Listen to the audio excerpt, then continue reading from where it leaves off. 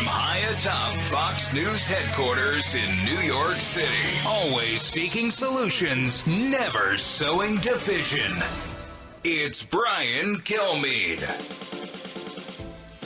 Thanks so much for being here, everybody. It's the Brian Kilmeade Show. It's going to be a big show coming your way. The President of the United States, the 45th president, maybe 47th, will be joining us in a matter of moments. Bottom of the hour, I'm looking forward to talking to former Marine, Congressman Mike Gallagher. I know you're never a former Marine, but retired Marine. Mike Gallagher, now in the House, Transportation Infrastructure.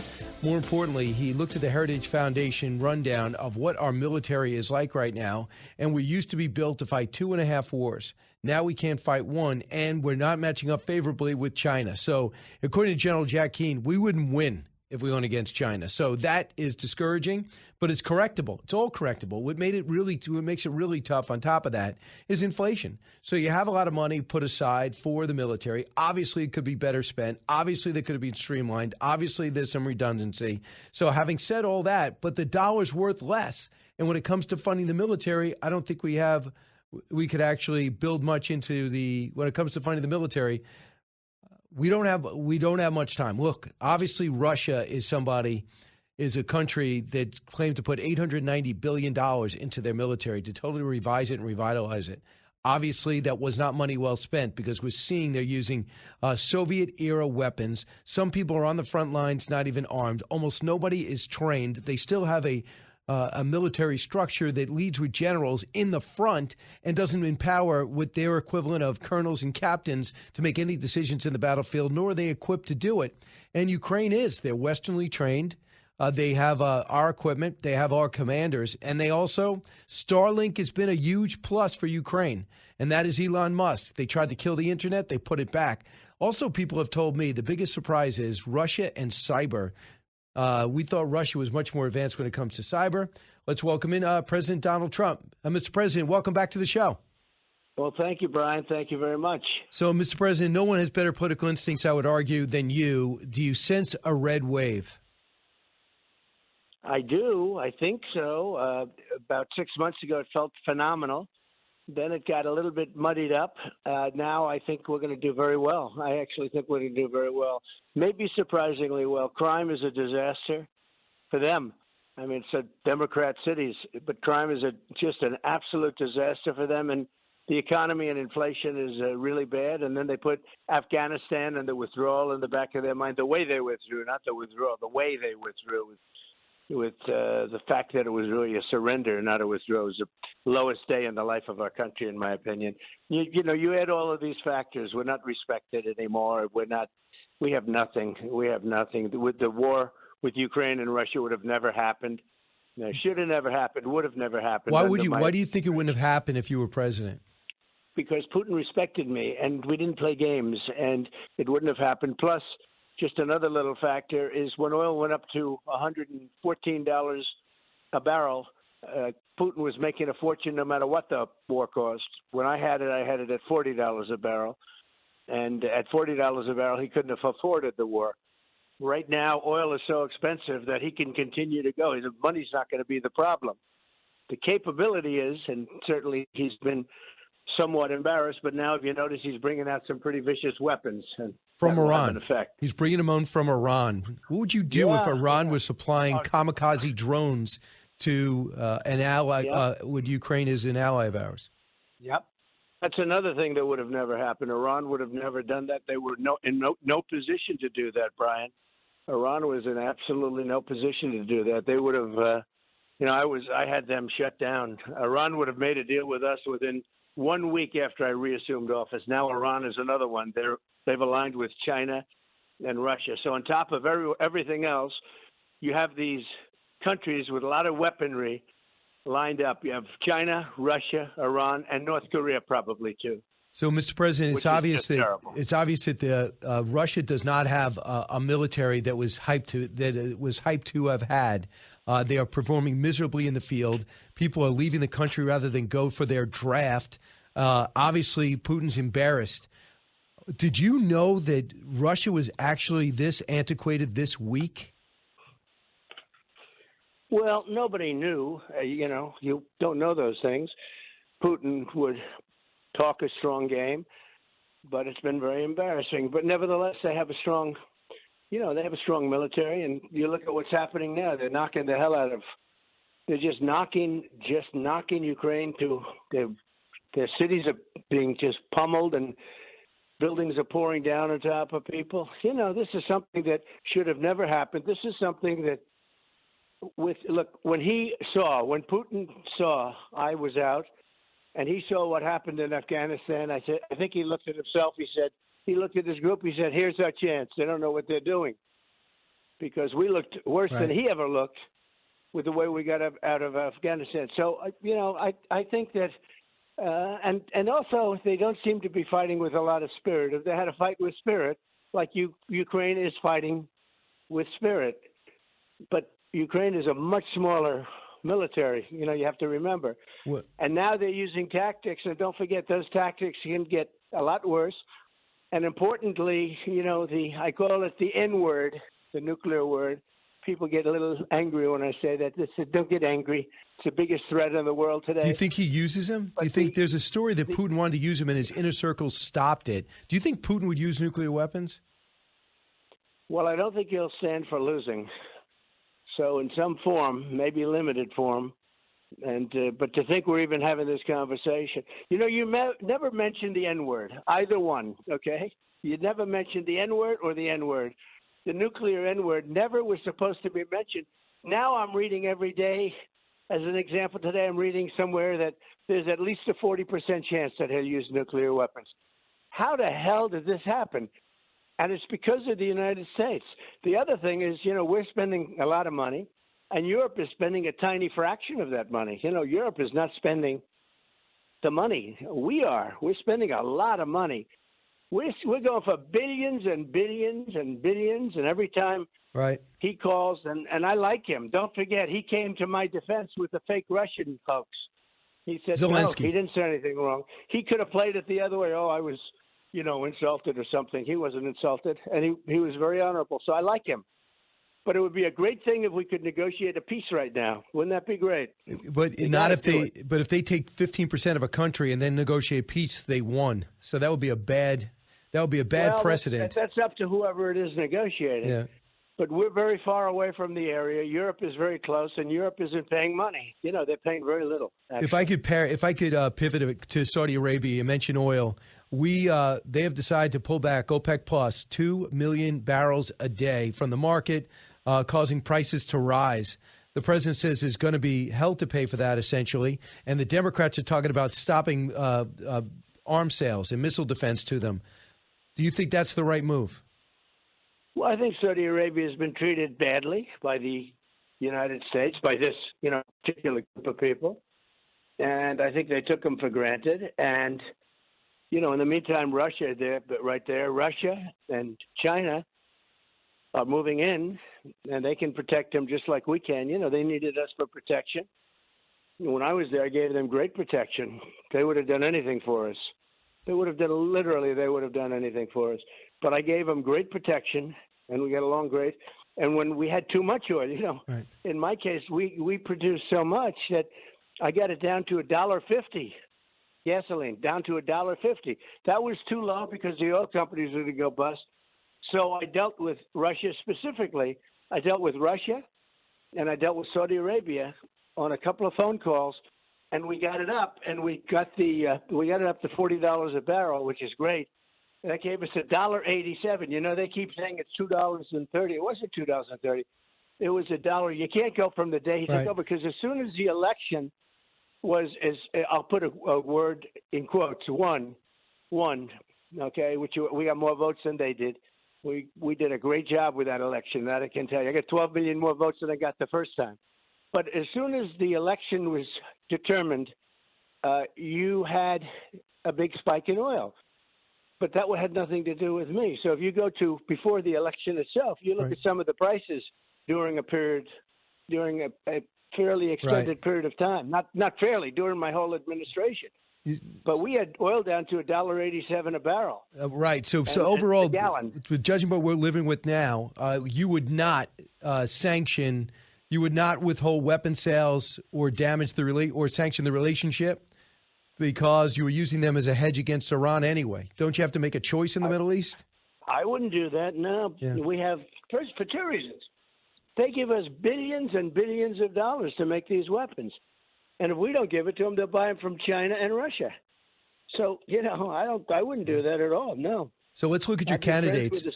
I'd be friends with the Saudis, and I don't like them going to China because they do control vast amounts of oil. We have more than they do. That's the amazing thing. And Biden goes around begging Venezuela and Saudi Arabia and others for oil. We have more than they do. A lot of people don't know that. I got Anwar done in Alaska.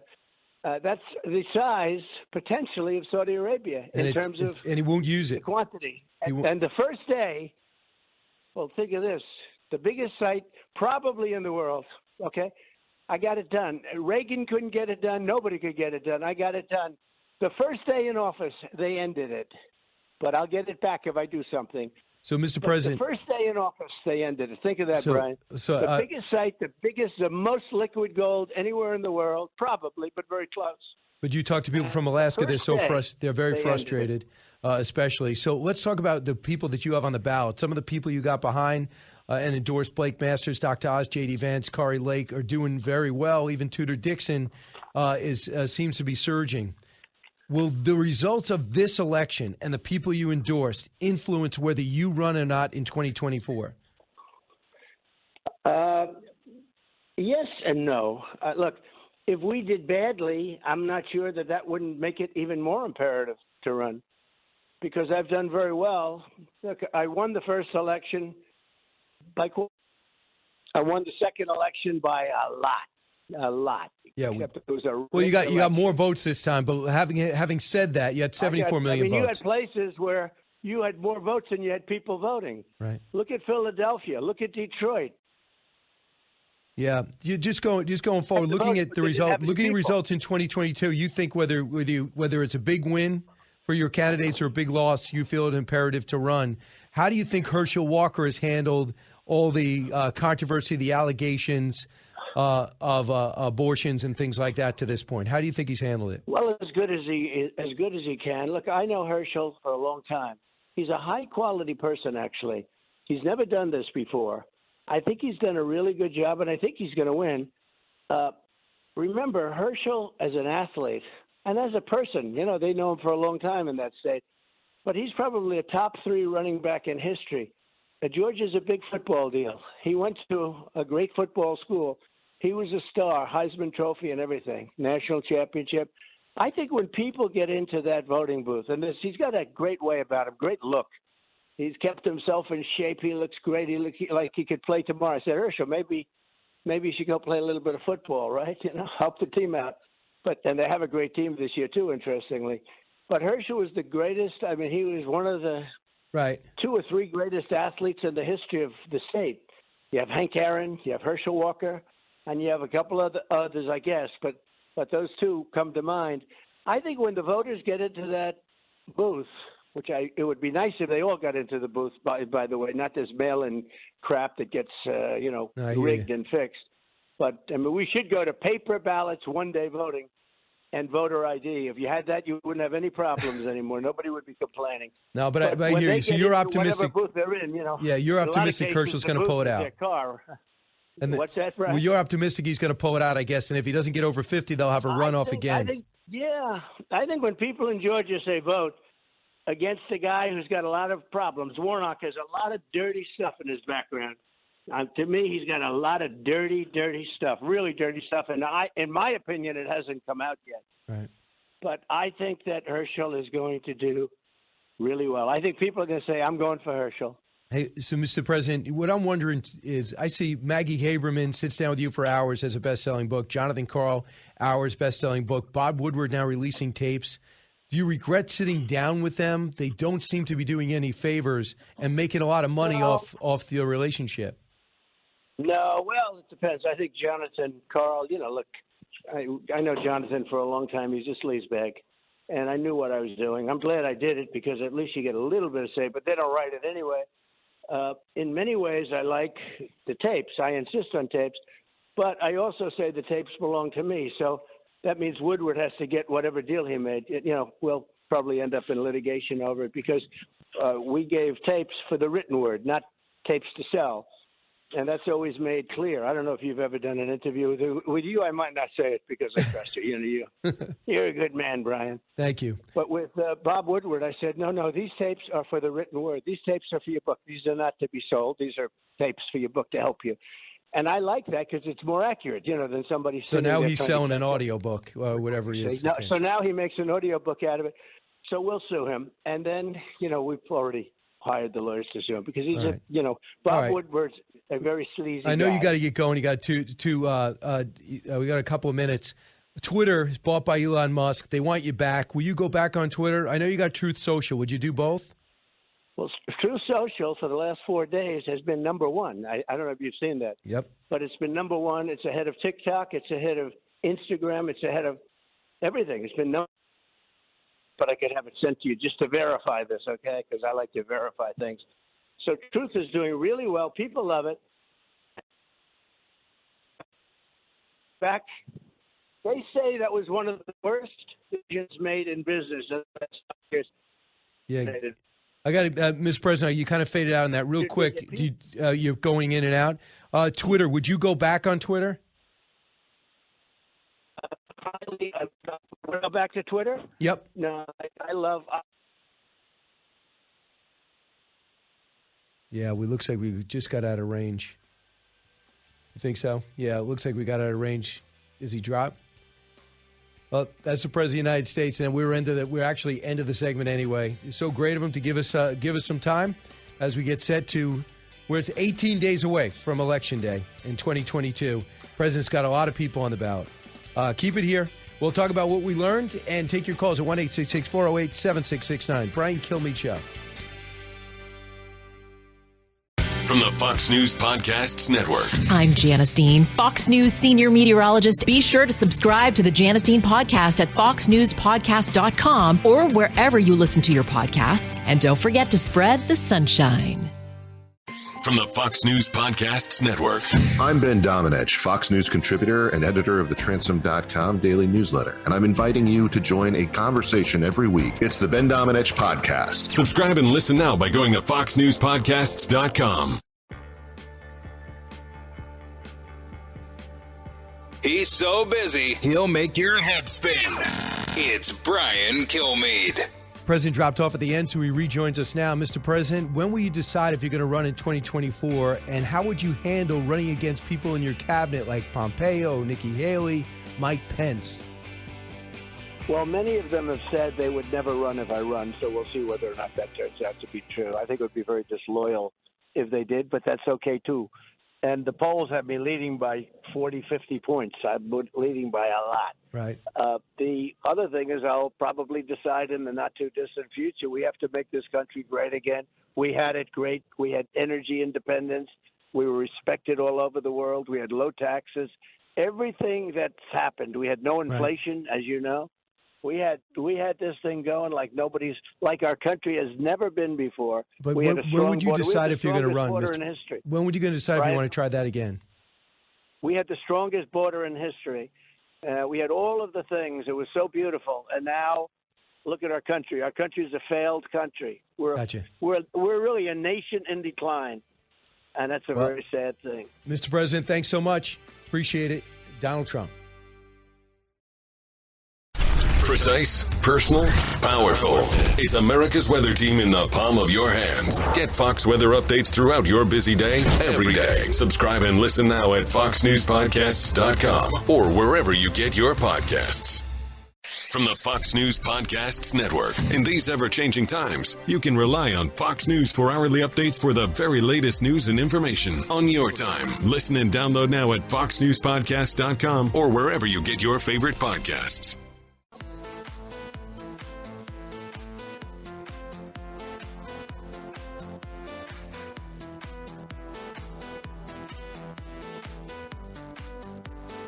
Information you want. Truth you demand. This is the Brian Kilmeade Show. What we got to do is stop the negotiations with the Iranians on a nuclear deal. Just shut it down because of this behavior, which is in violation of the 2015 agreement. Number two, double down on sanctions and enforce all the Trump sanctions, which this administration has backed away from, and correct the loopholes. And I think the third thing is really speak out in favor of the protests and demonstrations that are taking place in Iran. I mean, the president has done it once, but we should be doing it continuously. The protests are now in over 100 cities, and it's been going on well over a month. This has grown into something that's significant and material. That is General Jack Keane with me an hour ago, talking about the threat with Ukraine, Russia, and what we're spending on military. It's really disturbing because we have changed policies on Iran, and we're all in more danger. Now there's talk of them bringing ballistic missiles into theater. That could really do some damage to the Ukrainian infrastructure. Congressman Mike Gallagher knows all about it. His years in the Marines, now with Transportation Infrastructure and an Armed Services Committee. Congressman, welcome back. What do you think about what the general was cautioning about when it comes to Iran? Well, the general at the outset said, I think, the key point, which is that the Biden administration needs to walk away from the negotiating table. They've been desperate for a deal since the day they got into office, and the Iranians have been refusing them despite, very generous offers on our side. And now it's the level of protests and internal suppression we're seeing. I mean, high school girls being killed by the Basij militia. If ever there was a moment for the Biden administration to stand up, it was now. And more to the point, the Biden administration just released their national security strategy last week or 2 weeks ago. And in it, they sort of make this argument that the contest geopolitically right now is one between democracy and autocracy. Well, the Iranian regime is one of the most murderous autocracies in the world. So if they want to live up to their own standard, they need to walk away from the table. Otherwise, this regime is just going to get more aggressive, have more money in their pockets to oppress their own people and finance terrorist groups throughout the Middle East. So now it's time to walk away. Congressman, don't you think it's a problem if you're going to? I understand people are upset that Saudi Arabia, OPEC Plus, has ticked down when it comes to output. But can you afford to? Is it good politics and good policy to alienate Saudi Arabia and Iran?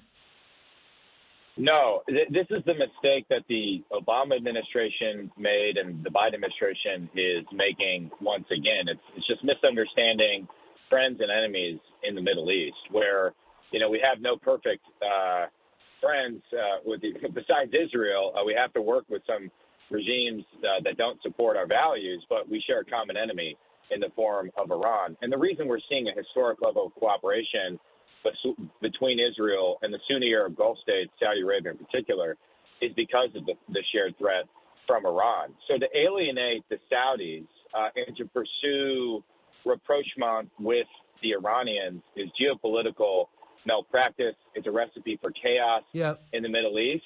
And the Biden administration is just refusing to learn from all the evidence accumulating against their policy. Understood. So I don't know what kind of intelligence you could share if you had it, but there is reports that Putin wanted to use nuclear weapons a couple of weeks ago, and the inner circle stopped him. I asked General Jack Keane about that. Cut 36. Putin's inner circle certainly is material here to what has taken place. I mean, obviously, his generals are failing. In one, not making certain Putin was aware of the limitations that they had, and two, we're going through one operational commander after another to try to find somebody who can patch together some kind of coherence in that force. I'll tell you what, Brian, it's not going to happen. I think the opposition to Putin will continue to grow. You see it in the population now. There's not hundreds of thousands of people in the streets, but there is growing resistance and frustration with the failure in the war and also with the mobilization that took place. And all the men running from the country. 200,000 went to Kazakhstan. My goodness. So what have you heard? Well, I can't speak to the specifics of Putin's inner circle restraining him. It is, however, absolutely true that Putin's in a more precarious position. The 300,000 mobilization was incredibly unpopular. The Ukrainians are fighting bravely, continue to embarrass the Russians on the battlefield. But the risk is that, as he grows more isolated, and in an authoritarian society, there's no real healthy feedback loops, that he might grow more aggressive. I think we've been deluding ourselves to think that he wouldn't potentially use a nuclear weapon. And the Biden administration has had to be dragged kicking and screaming at every step along the way to provide lethal assistance to the Ukrainians. They dragged their feet on the Stingers. They dragged their feet on the HIMARS. Now they're dragging their feet on the ATACMS. It's my belief that the stronger we are conventionally in terms of helping Ukrainians fight for themselves, the better chance we have of deterring Putin from using a nuclear weapon, even as he grows increasingly isolated and even as the population of Russia grows increasingly frustrated with his mismanagement of this war effort. Congressman Gallagher joins us now. Now, you actually announced the Heritage Foundation's research that revealed militarily where we're at right now, especially as it relates to China. What is the state of our defense? Well, Heritage rates it as weak, and I think that should be a big wake-up call for everybody. The Navy and the Air Force in particular are rated weak and very weak, respectively. And that's a problem because, as we've talked about before, those are our two priority forces in our priority theater, the Indo-Pacific. That's largely a maritime and an air fight if things pop off with China. So what we see now is an accumulation of a bunch of trends. One is that the Democrats like to cut defense. They'd rather spend on, progressive domestic priorities, Green New Deal type stuff, than on the defense of the country. Two, as a result of that, is inflation. Inflation's taken $50 billion from the Army. If you actually total the cost of purchasing power, the effective inflation over the next few years over what's called the FYDP, 5-year defense plan, we're talking hundreds of billions of dollars we're losing because of inflation. And the third thing is our enemies are getting more aggressive. The military buildup from China is unlike anything we've seen in modern history. And I would add maybe a fourth thing to that.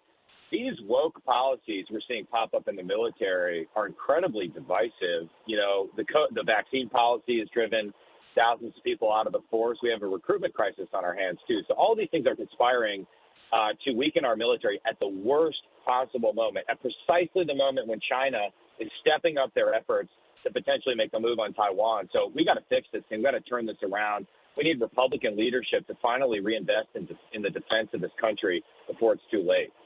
I guess that's the state. Do you have a reaction yet from Democrats or pushback saying these numbers don't work? Well, the Democrats believe in this idea of integrated deterrence. The idea is that we don't have to invest as much in conventional hard power because we can make up the difference with soft power. It's totally delusional. It's utopian fantasy. It's not based on how the world actually works. And it's why deterrence failed in Ukraine. We relied solely on soft power. We relied certainly worded statements coming out of the State Department to deter Putin. Guess what? Putin invaded Ukraine. Putin doesn't care about a mean tweet from Tony Blinken. Putin doesn't care. She doesn't care about the climate goals coming out of COP26. These people only understand the language of brute force, and we've deluded ourselves into thinking we've evolved beyond that. It's a dangerous world. We got to wake up. We got to abandon the wokeism domestically. And we got to stop projecting weakness internationally. That would certainly be novel as we look at this race right now, especially as we look at what's happening in Wisconsin with Ron Johnson. We look at Herschel in a dead heat. We look at Dr. Oz now 14 points down to a dead heat. We see Kari Lake pulling away as governor and Blake Masters within 4 in Arizona. There's a lot of Republicans who are starting to feel like a wave's coming. What do you feel? Well, I can only speak for Wisconsin, but I think Ron Johnson's definitely going to win. I think we'll pull out the governor's race.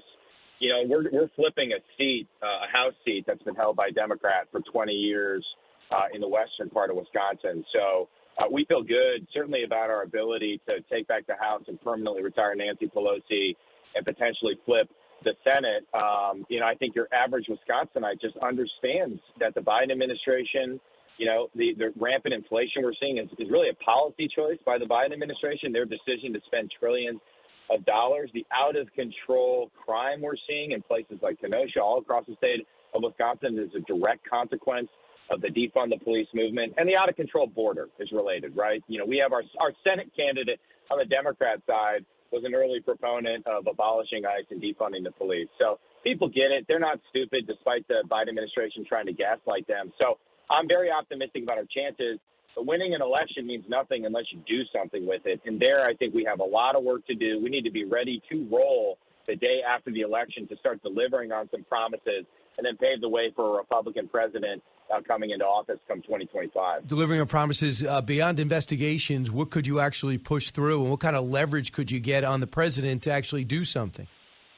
You know, I think we could have border security funding, border wall funding. If the president wants to fund the government, I think that's a reasonable request. You can't deny the catastrophe we're seeing at the southern border. Listen, I think the other thing we need to do is just end the so-called emergency over the pandemic. The Biden administration is abusing emergency powers in order to spend all sorts of money they don't have the authority to spend because they're saying we're still in an emergency related to the pandemic. Relatedly, if the student loan debt forgiveness gets paused because of court action, we should do everything possible to fix the 2003 law that they're citing. It's a crazy legal argument so that we don't spend $500 billion subsidizing the loans of upper middle class people and making the cost of higher education even more astronomical. I think there's a path forward. I'm having kind of the legal nerds, I'm just a simple Marine, Brian. I'm having the legal nerds try and get me a better answer on it. It's a difficult thing to do, but we should try. I mean, that's a huge waste of money. It's crazy, and it's an abuse of executive authority unlike anything I've seen in recent history. CDC is at it again. They are recommending that all children get vaccinated with COVID-19 vaccine before school, like polio, rubella, whatever kids get now, and we all got when we went to school. They are recommending we do the same thing with COVID-19. Here's Dr. Marty McCary on that mandate for children. Cut 31. We saw the same thing with school policy. The CDC argued they didn't close schools. They just sent out the guidance. But, of course, local authorities often will blindly follow whatever the CDC does. And if the CDC is truly putting this on the vaccination schedule, as they just voted to do, this will be the first ever vaccine where there's no evidence to show a reduction in disease in the community. So that's not a very good milestone. It threatens the credibility of MMR and polio and many of the other vaccines for which it's taken 50 years to build public trust. So I cannot believe we're going down this road, but that's what's going to happen. If your governor gets another 4 years, that's what's going to be for the kids in Wisconsin. 100%. These kids who've already had to suffer the devastating effects of school shutdowns, who've lost a year, if not 2 years of schooling. I mean, our reading numbers are abysmal. We have over 60% of our kids can't read at grade level. We're failing them. We're allowing the fear of adults to affect and destroy our kids' future. The CDC has failed us. NIH has failed us. NIAID, Fauci's organization, have failed us. We need to completely reform and reinvent our public health bureaucracy. It's going to be difficult to do in divided government, but we can start. We can do some very simple things. We should be outlawing gain-of-function research, for example. We still have NIH giving money to research organizations that are taking viruses and doing dangerous experiments on them, despite what we've seen with the origin of this pandemic. It's absolute insanity, Brian, and we need to completely reform this corrupt federal bureaucracy, and our kids are suffering. They're going to suffer more if we don't. Congressman Mike Gallagher, thanks so much. The state of the military, not good, but all fixable and correctable. We need the public pressure to make it happen. Congressman, thanks so much. Thank you, sir. All right. Always great to talk to him. 1-866-408-7669. This is the Brian Kilmeade Show. Don't move. Newsmakers and newsbreakers. Hear it first on the Brian Kilmeade Show. Hey, it's Will Kane, co-host of Fox & Friends Weekend. Join me as I share my thoughts on a wide range of topics, from sports and pop culture to politics and business. The Will Kane Podcast. Subscribe and listen now at foxnewspodcasts.com.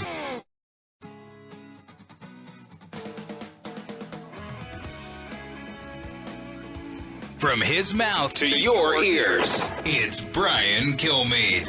How about that Liz Truss? Shortest serving British Prime Minister in history. Well, that was short, said Anthony Scaramucci. It is very good to see Senator Gillibrand and the Senate Majority Leader, Chuck Schumer, has been in Congress so long that medically he's considered a pre-existing condition. Anyway, we've got all types here tonight, Democrats, Republicans, independents, and that's just Mike Bloomberg. That's Peggy Noonan delivering the keynote address last night. She was good. She was a good writer. She did say a lot of ticked off some Trump supporters by one of her lines was Trump getting hit by a bus, and then the bus driver who hit him getting an award. And I guess most of the half the room thought it was funny. The other half sat silently, much like the rest of the country. What room were you in, Brian? That's the Al. Sorry about that. The Al Smith dinner last night, this legendary dinner, best known for presidential candidates after they get nominated 2 weeks before an election. They always go down there and they roast each other, Mitt Romney, famously, and Barack Obama, and all this stuff. So it was really good. So I've been on the dais the last 4 years because they would not have the dinner without me, and I haven't gotten. No one's actually said that, but that's what I think. That's what you think Cardinal Dolan is thinking when he's talking to you, right? Along with the richest, most powerful people in the world, from Ken Langone. Well, right there, that's why you should be on it. Right, exactly. To my right, Dana Perino. To my left, Lee Zeldin. And and he came right over to me. We were talking, and he has been showing up at every crime scene. He has opinions about what's going to happen. He knows exactly what he's going to do. And before I left, I don't want to give away too much, but one of the bishops walks over to him, grabs his shoulders and says, "You have my vote, and you'd be surprised how many other votes that you have." And usually bishops are known for hyperbole. I'm pretty sure. You would hope. Do you want to Google that? They're speaking the truth. They're speaking the word of God. And see, this is I can't even tell the borough because someone will figure it out. But one of the boroughs, very powerful person. And then I was with it, you just saw the reaction. And he was diagonally up from Hochul. Hochul would not turn around and talk to him, and he didn't talk to her. And you looking at a guy that has polls within the margin of error now, where he was down by 16 points at one point, 24 points. I'm sort of shocked Hochul showed up, though, right? Oh, yeah. Didn't say a word. Doesn't say anything. George Pataki was there, shaking everybody's hand, former governor of New York. Who else was there of importance? Chuck Schumer. Eric Adams. Eric Adams had a chance to meet the mayor. He had a bunch of events. And he sits down with a former colleague of ours, Chris Wallace, and he talks about the need to go out at night because it helps the nightclub industry. I never heard that. That's a spin indeed. You're talking about industry. I help the dishwashers. I help the waiters. He needs a way to expense his wardrobe. He still thinks we need to be that's a very good move. He still thinks we need to be inspired to go out and party, which is interesting. I like a leader in the battlefield and a leader at the Velvet Rope. From the Fox News radio studios in Midtown Manhattan, it's the fastest growing radio talk show. Brian Kilmeade. Hi, everyone. Brian Kilmeade here. Welcome to the latest moments of the Brian Kilmeade Show at 40th and 6th in Midtown Manhattan. Heard around the country, around the world. In 34 minutes, you're going to hear an interview, the interview we just did with President Trump, 45th President of the United States. But right now, we're going to go to one of the first endorsements this cycle, who's been as busy in the line of fire, and above all reports, even opposition research, even his opposition did exceedingly well on the one and only debate. Let's bring in the Republican candidate for Senator in Georgia, Herschel Walker. Herschel, welcome back. Hello there. How you doing, Brian? Hey, good. Thanks for having me back. Hey, so what a few weeks you've had. You've had the tumultuous, the accusations, the story in the Daily Beast that grew. Then you had the debate, and then everything that in the aftermath. According to the latest poll, you're in a virtual flat-footed tie. How does it feel on the ground with Warnock? Well, it feels pretty good. I think I think they're nervous. I think they're scared. They feel that this seat is so valuable that they'll say and do anything to get this seat. Whether true or false, they're going to do it. They're going to say it. And what I'm going to continue to do is get out and meet the people, let the people hear about me. And I think the debate proves who should be a senator, who should be representing Georgia. I think he sort of underestimated me, and I asked you, Brian, and I told everyone else that know me, did they have a doubt that I would do this to him in the debate? There was no doubt in my mind I would do this to him because he's like a one-trick pony. Right now, he's voted with Joe Biden 96% of the time. Is the reason that we got an open border. We got this economy the way it is. We got men and women's sports because he's that one-trick pony. He does what they tell him to do, whereas I will represent the people of Georgia to the best of my ability. So Herschel Walker, our guest. Herschel, a couple of things. We just saw the new spot that's out. Everyone knows you won the Heisman Trophy. They may not remember outside Georgia who your coach was. He remembers who you were, and he made it clear who he supports in this race. Listen. I admired Herschel from the beginning. Herschel has always been challenged about doing things that people thought he wasn't capable of doing. He wants to be the best, and he is driven to do that, discipline himself to do that, falls sometimes along the way, but he gets back up, and with his incredible drive and self-discipline, he has achieved mighty things. He's a real patriot of this country. He loves the United States of America. He also is realistic that it can be better. He is not a, quote, politician. There is a need in this country. There is need in this state for somebody like Herschel. So what does that mean to you? You know, that means a great deal, and I want to give a big, big shout-out to Coach Dooley and his family. I know he's going through a lot of health problems right now, so we want to continue to keep him in our prayers. But when I hear him speak like that, I mean, it really makes me feel great, and that's make me go out to win this election because I've had some great people in my life, and he's one of the ones that have helped me along the way and shown me so much that I need to win this race for people like him so I can continue to help other kids to have that America's dream that I've had. And I think if we continue to let people like Senator Warnock in office and he continues to say senator, kids will never have that America's dream again. I think that'll be gone, and that's not going to be on my watch. I won't not let that happen on my watch. Well, the other thing, that it must be a movie that brings back to your playing days, and I just did hear reports that you did leave college early. You have a year of eligibility. Are they trying to get you to play out your senior year finally? Well, I don't know whether they're doing a little bit better without me in there, so they probably don't want me to come back now and tell the guys gotten so much better. But that's the reason I tell everyone, just think about it now. I left the University of Georgia only to go to be with the 45th President of the United States of America. So I reckon God was he knew before I was born just where he wanted to take me, and I'm letting him lead me right now. And right now I got to go out and win this Senate seat. So whatever I need to do to go win this Senate seat, I'm out working for the great people of Georgia. So, by the way, I just said he was the owner of the New Jersey Generals of the USFL, and he was the future president at the time. He just joined me. We're going to play the entire interview shortly, but here's what he said about you. Herschel Walker has handled all the controversy, the allegations of abortions and things like that to this point. How do you think he's handled it? Well, as good as he can. Look, I know Herschel for a long time. He's a high-quality person, actually. He's never done this before. I think he's done a really good job, and I think he's going to win.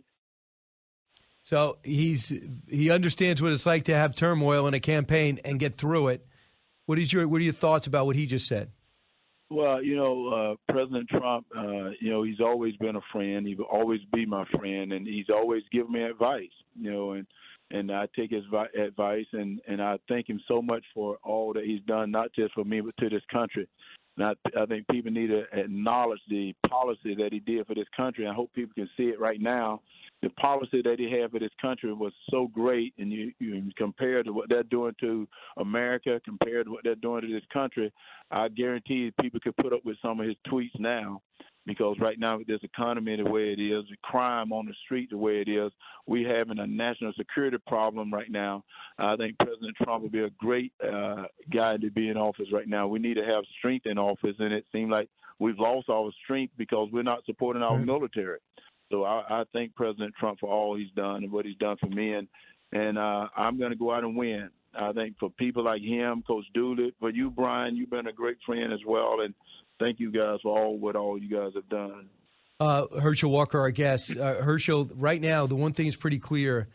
The voting, even though this is a midterm election, not an election with the president where there's a lot more interest and a lot more publicity, so far in Georgia, in person, 2020, 410,000 early voting. Now it's 396 going into today plus. So what do you think about that? The fact that people are not being stopped from voting, it doesn't seem. It seems like the voting was really strong during primaries for both parties, yet it didn't stop President Biden from saying this, cut 4. It is the most pernicious thing. This makes Jim Crow look like Jim Eagle. This is Jim Crow on steroids, what they're doing in Georgia and 40 other states. Jim Crow 2.0 is about two insidious things. No. Voter suppression and election subversion. It's no longer about who gets to vote. It's about making it harder to vote. So overall in the country, we've had a record amount of early voting, and in Georgia in particular, it seems strong. What do those words mean from somebody who did grow up in the South when you would walk to school and there would be mock hangings sometime and lynchings? You know about segregation. And what were your thoughts about the president saying it? Well, I do know about segregation, and it is sad that we have a United States president in today's time saying we're come up under me and I'll set you up to run. Mike said, I don't want to run up, sure. And Mike was the Cordele City Police chief for 5 months, and then the elections happened. I'm not really sure what just happened. I think some type of cell mix-up. A lot of times they'll just pop back on with the cell phone. I think all of a sudden we just picked up somebody else's phone call. That has never happened. But, I cannot imagine if it was a bigger name guest, I might take that second phone call. But it was Herschel Walker. So outside the President of the United States, I'm pretty sure this is an interview I'd love to finish. So I was just playing that cut for Herschel. So if you know Herschel Walker's story, he wrote his biography back in 2009. And him growing up was both parents worked. They were extremely religious. They all had their chores. They all worked the land. They all had farms. And there was racism in the area. There was Ku Klux Klan in the area in Georgia. He said that to intimidate the black kids, a lot of times if they took a certain path, there'd be mock lynchings. To think that he goes back there and see about the progress we made as a country. And if you've ever been through Georgia, very few places, in my view, as integrated successfully as Georgia has since the tumultuous time leading up to the 60s, and to see the President of the United States, and I thought so at the time before Herschel even declared his candidacy, to use Jim Crow 2.0 as an example because there's new post-pandemic election rules, for example. Instead of having signature match, they just want you to have an ID. Instead of having drop boxes everywhere, they're going to be limited to the towns, and they're going to be monitored by other things. So, Herschel, we all of a sudden, it was a mystery. We just got somebody else's phone call in the middle of yours. But I just wanted you to comment on the president using that term and about Jim Crow 2.0 and the early in-person voting being almost equal to the 2020 election. Well, first of all, I thought it was disgusting. I thought it was insulting. And why are they not impeaching him for statements like that? That is so racist, trying to divide people. But he's not the only one using that. You have my senator that I'm running against use words like that to separate and divide. You have Stacey Abrams running for governor using words like that to separate and divide.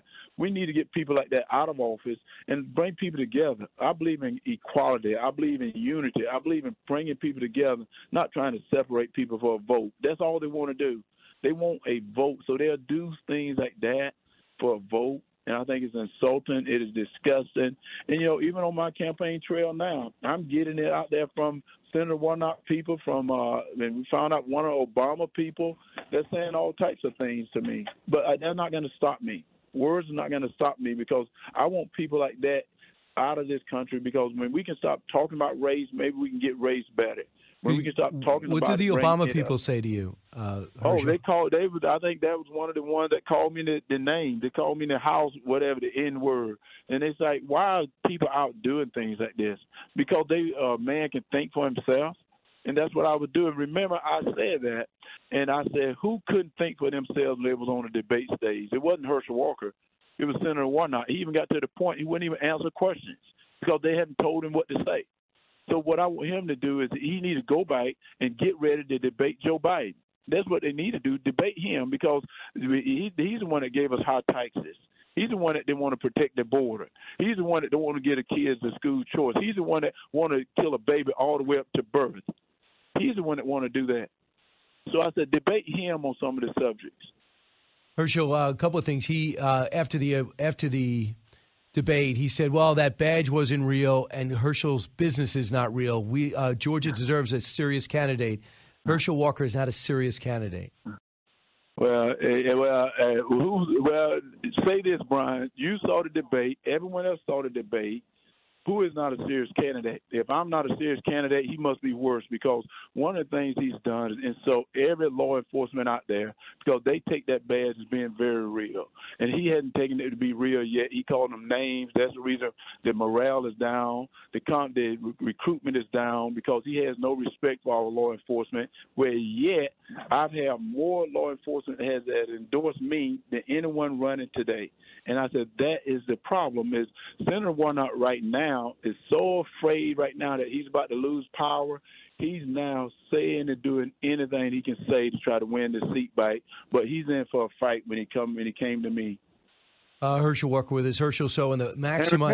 Remember this, Brian. Who used a fake dog to pretend he had a dog when he didn't have a dog? He used a fake dog to mislead people, and now he's a minister that have made all this money, but yet he's evicting people for $28. So who's the hypocrite? Who's the liar? And I'm not going to bring up his personal life, because we want to stay on what he's done as a senator, nothing else. So Stacey Abrams, as you know, is running for governor. In fact, the event when I covered you for that day and a half to find out what life was like as Herschel Walker, the candidate, you both addressed the same law enforcement agencies, and she went out there, and I had them, while she was talking, I had to tell the sheriffs. They walked over and said, she has no respect for us. One after another, they were just whispering to me, Brian, she has no respect for us. I have no interest in listening to her, and they were just walking out. Well, Stacey Abrams is a strong candidate. She's extremely intelligent, very articulate, but I cannot tell you how bizarre this statement was, and I wanted you to hear it. Tell me if this makes sense to you. I would assume, maybe incorrectly, but while abortion is an issue, it nowhere reaches the level of interest of voters in terms of the cost of gas, food, bread, milk, things like that. What could you do as governor to alleviate the concerns of Georgia voters about those livability, daily, hourly issues that they're confronted with? But let's be clear. Having children is why you're worried about your price for gas. It's why you're concerned about how much food costs. For women, this is not a reductive issue. You can't divorce being forced to carry an unwanted pregnancy from the economic realities of having a child. So fight abortion, fight inflation by having an abortion? Oh, that is insulting. But, hey, Brian, the guy I'm running against believes on abortion on demand. That's what he believes as well. And it is absolutely terrible that we're even discussing this in this country. But you know what's great about this country? What is great about this country is we can agree to disagree, that they have a right to their opinion. But what we have to do as people is get people out of office like that. We cannot have people in office that doing things like that, or we're going to have a society that'll be lawlessness, because they don't believe in cash bail. They believe in emptying their prisoners. They're going to make us prisoners in our own home. And I look at their belief. They believe in no police, abolishing prison, no family unit. It sounds like a Marxist to me. That sounds just like a Marxist to me. When you hear things like that, I say, guys, what is going on, people? Let's get out. We have to get people out of office like that. And, yes, they can be in the United States, because this is a great country, and we're a country that we continue to be compassionate, but we got to have laws in this country. We got to have people that protect our men and women in blue. We got to have people that protect our military. Got to have people that are going to protect our kids, because they're going out there with kids, too, to indoctrinate them. Herschel, last question. I only have 20 seconds. Do you have a plan? If neither of you get 50, you have to have a runoff. Is there a runoff plan, Herschel Walker? No, I got a runoff plan, but there's not going to be a runoff. I'm going to beat him outright. Right now, as I go around the state is upset. I'm going to beat him outright. I think he knows it as well. He voted early, Brian. He voted early, and I think he voted for me because he don't want to take on the task no more. I'm pretty sure he did. For him. Herschel, I can't go with you on that prediction, but I hear you. Herschel's going to join me on One Nation, 8 o'clock on Saturday, too. Herschel Walker, thanks so much.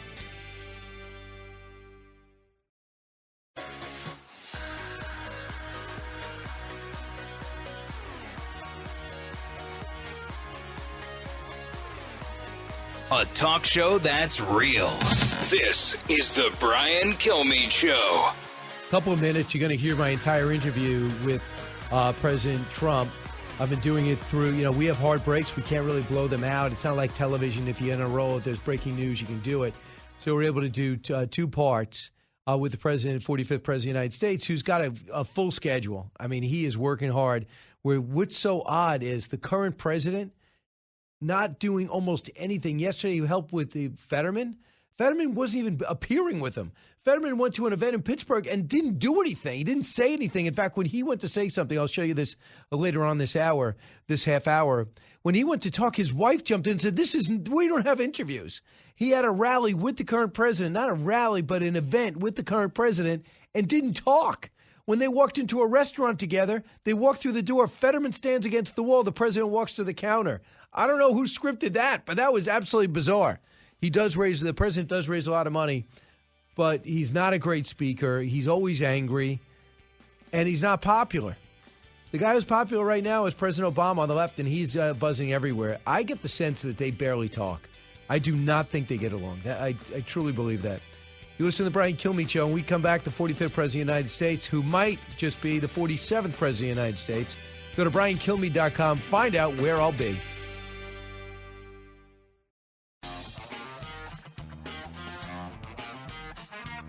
A radio show like no other.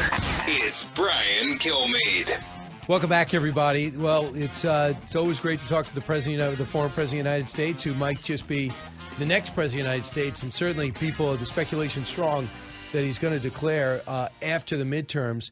So here's my interview with President Trump moments ago. Let's welcome in President Donald Trump. Mr. President, welcome back to the show. Well, thank you, Brian. Thank you very much. So, Mr. President, no one has better political instincts, I would argue, than you. Do you sense a red wave? I do. I think so. About 6 months ago, it felt phenomenal. Then it got a little bit muddied up. Now I think we're going to do very well. I actually think we're going to do very well. Maybe surprisingly well. Crime is a disaster for them. I mean, it's a Democrat cities, but crime is just an absolute disaster for them. And the economy and inflation is really bad. And then they put Afghanistan and the withdrawal in the back of their mind, the way they withdrew, not the withdrawal, the way they withdrew with the fact that it was really a surrender, not a withdrawal. It was the lowest day in the life of our country, in my opinion. You add all of these factors. We're not respected anymore. We have nothing. We have nothing. With the war with Ukraine and Russia would have never happened. No, should have never happened. Would have never happened. Why do you think it wouldn't have happened if you were president? Because Putin respected me, and we didn't play games, and it wouldn't have happened. Plus, just another little factor is when oil went up to $114 a barrel, Putin was making a fortune no matter what the war cost. When I had it at $40 a barrel. And at $40 a barrel, he couldn't have afforded the war. Right now, oil is so expensive that he can continue to go. The money's not going to be the problem. The capability is, and certainly he's been somewhat embarrassed, but now if you notice, he's bringing out some pretty vicious weapons. From Iran. He's bringing them on from Iran. What would you do if Iran was supplying kamikaze drones to an ally, with Ukraine as an ally of ours? Yep. That's another thing that would have never happened. Iran would have never done that. They were in no position to do that, Brian. Iran was in absolutely no position to do that. They would have, I had them shut down. Iran would have made a deal with us within 1 week after I reassumed office. Now Iran is another one. They've aligned with China and Russia. So on top of everything else, you have these countries with a lot of weaponry lined up. You have China, Russia, Iran, and North Korea probably too. So, Mr. President, it's obvious that Russia does not have a military that was hyped to have had. They are performing miserably in the field. People are leaving the country rather than go for their draft. Obviously, Putin's embarrassed. Did you know that Russia was actually this antiquated this week? Well, nobody knew. You don't know those things. Putin would talk a strong game, but it's been very embarrassing. But nevertheless, they have a strong military, and you look at what's happening now. They're knocking the hell out They're just knocking Ukraine to their cities are being just pummeled and buildings are pouring down on top of people. This is something that should have never happened. This is something that when Putin saw I was out and he saw what happened in Afghanistan, I think he looked at himself.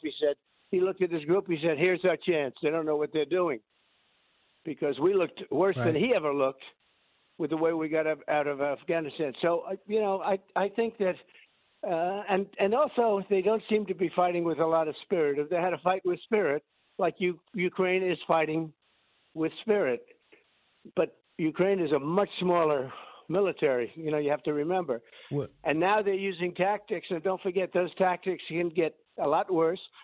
And importantly, I call it the N word, the nuclear word.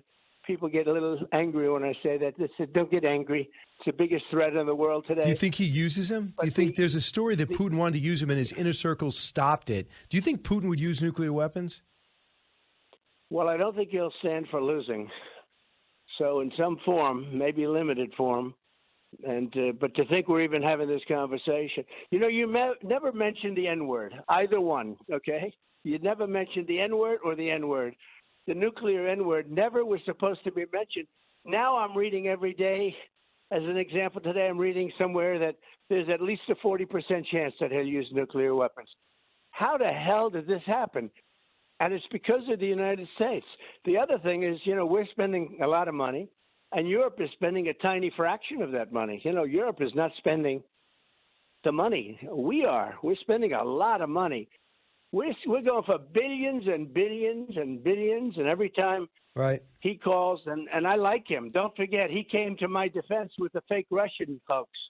He said, Zelensky. No, he didn't say anything wrong. He could have played it the other way. Oh, I was, insulted or something. He wasn't insulted, and he was very honorable. So I like him. But it would be a great thing if we could negotiate a peace right now. Wouldn't that be great? But if they take 15% of a country and then negotiate peace, they won. So that would be a bad precedent. That's up to whoever it is negotiating. Yeah. But we're very far away from the area. Europe is very close, and Europe isn't paying money. They're paying very little. Actually. If I could pivot to Saudi Arabia, you mentioned oil. They have decided to pull back OPEC plus 2 million barrels a day from the market, causing prices to rise. The president says there's going to be hell to pay for that, essentially. And the Democrats are talking about stopping arms sales and missile defense to them. Do you think that's the right move? Well, I think Saudi Arabia has been treated badly by the United States, by this, particular group of people. And I think they took them for granted. And, in the meantime, Russia and China are moving in, and they can protect them just like we can. They needed us for protection. When I was there, I gave them great protection.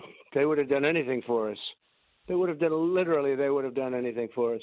But I gave them great protection, and we got along great.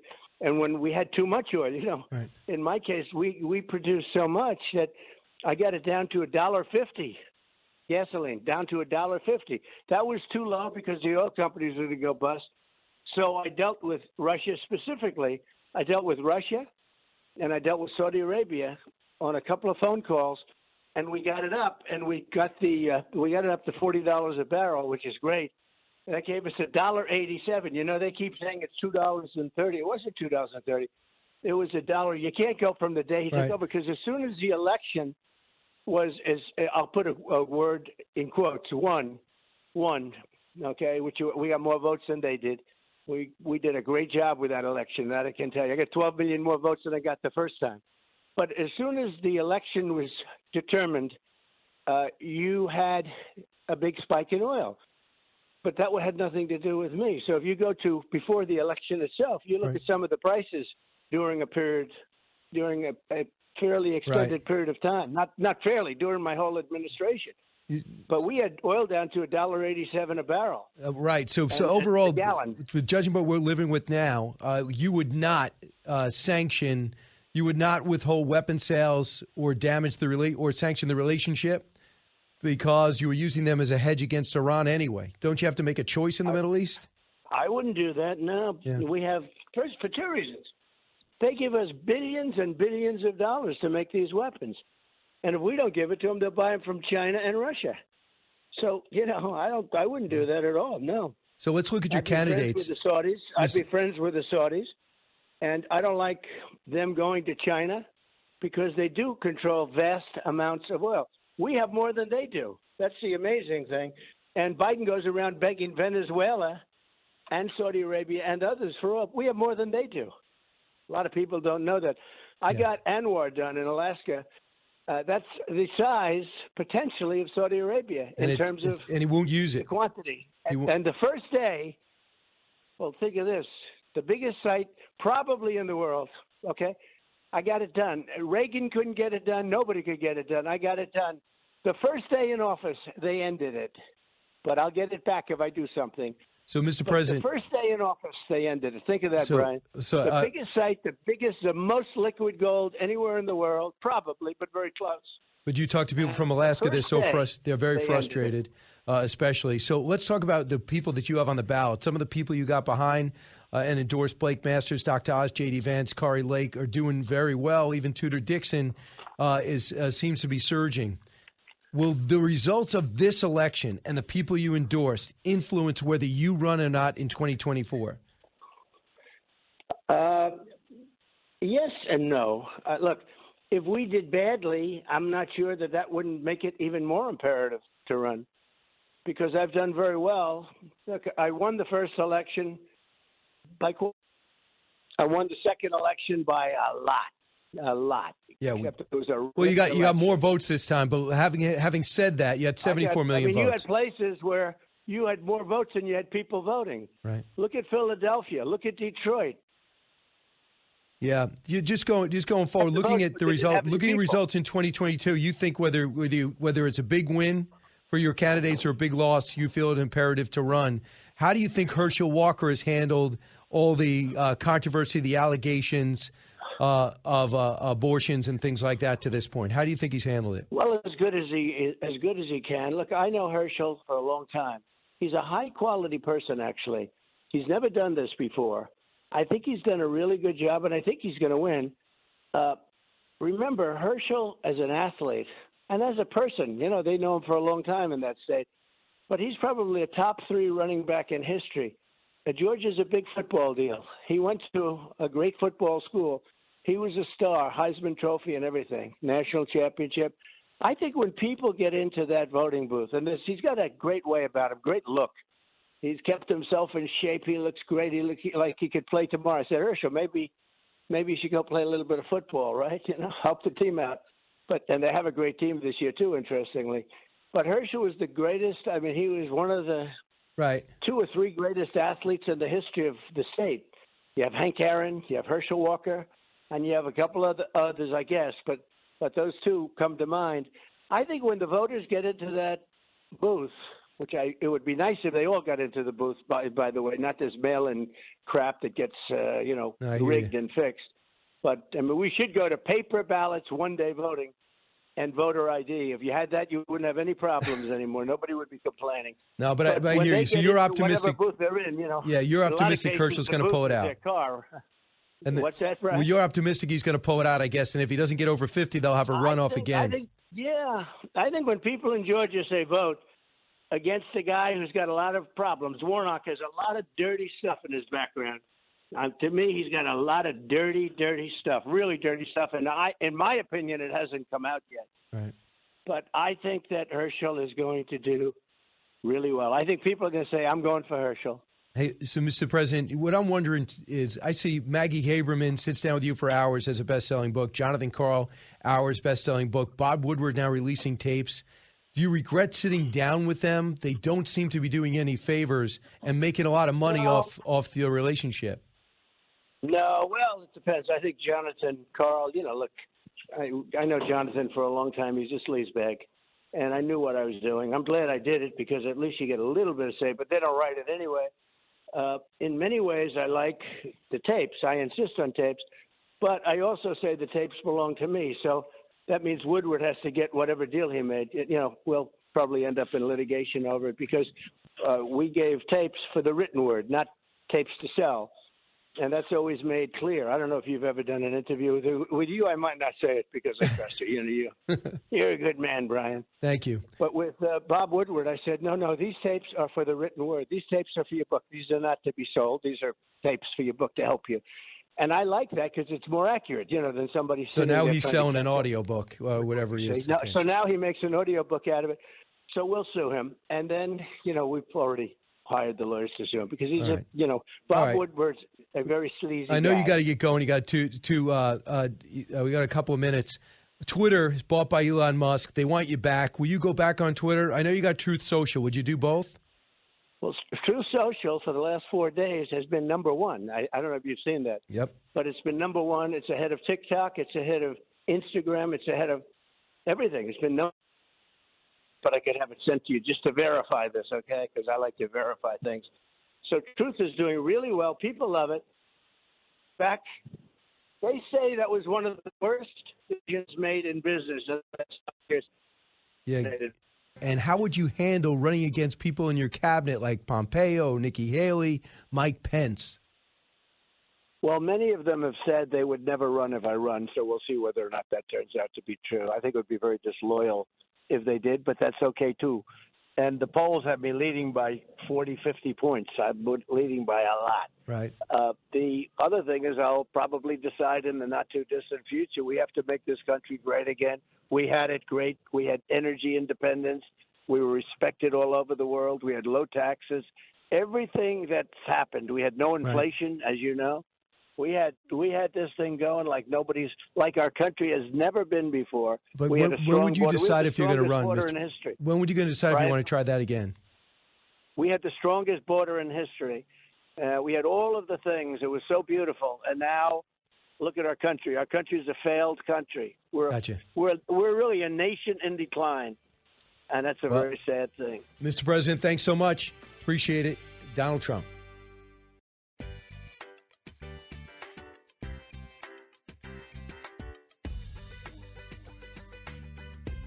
The more you listen, the more you'll know. It's Brian Kilmeade. Mr. Pence, if Donald Trump is the Republican nominee for president in 2024, will you vote for him? Well, there might be somebody else I'd prefer more.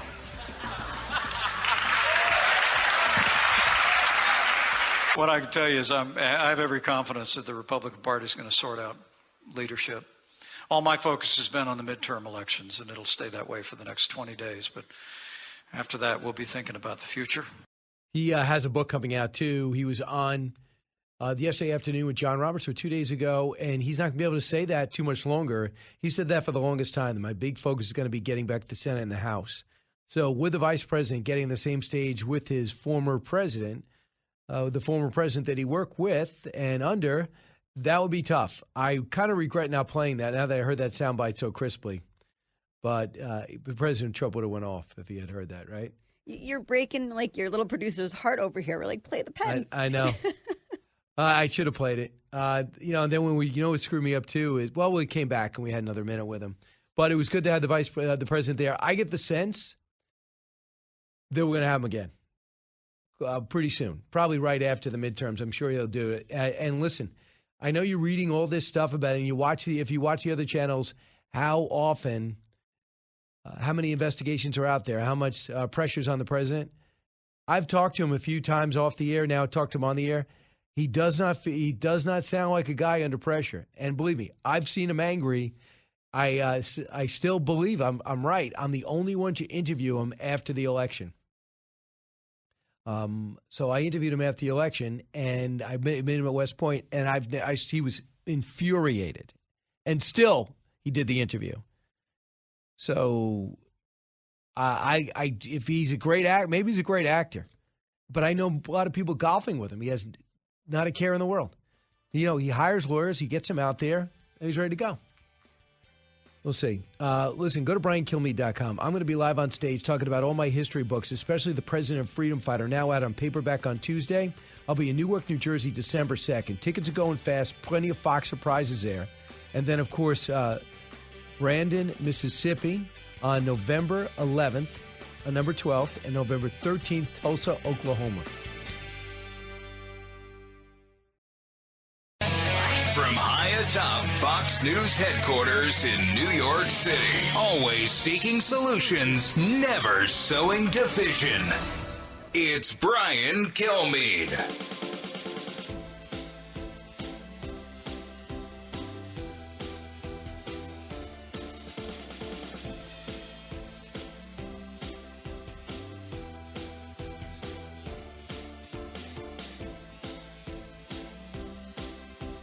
Yeah, that's my cue to talk. I've seen this show before. In fact, I've been on the show before. It is definitely my cue. Madison Allworth, bottom of the hour, FBN correspondent extraordinaire. You see her all over the channel. She's going to be joining us, too, and talk about what real life, the real economy is like, not just the economists talking about what the big numbers are and jobless claims, about what it is like at small business and how the president's handling it and how it might affect Election Day 16 days away. Shannon Bream standing by, getting set to host her network show. She tells everyone that now. Hi, I'm Shannon Bream. I have a network show. So it took a little getting used to, but I'm beginning to get used to it. I'm only kidding. She never says that, but she is funny. The Mothers and Daughters of the Bible Speak, Lessons on Faith from 9 Biblical Families is still out and available. And before we get to Shannon, because we do have some news on Steve Bannon, he is now sentenced to 4 months for contempt and not testifying in the January 6th debacle. So let's get to the big three. Now, with the stories you need to know, it's Brian's Big Three. Sponsored by Crunch Fitness. Interested in owning your own business in a growing $30 billion industry? Check out Crunch Fitness at crunch.com. Number 3. As long as I'm around and as long as I'm kicking and screaming, there will be no COVID shot mandates for your kids. That is your decision to make as a parent. Yeah, unbelievable. But for the rest of the country, we might not be that lucky with a strong governor. Mandating kids COVID vaccines. That's what the CDC has done. When all we know, that we don't know about the risks.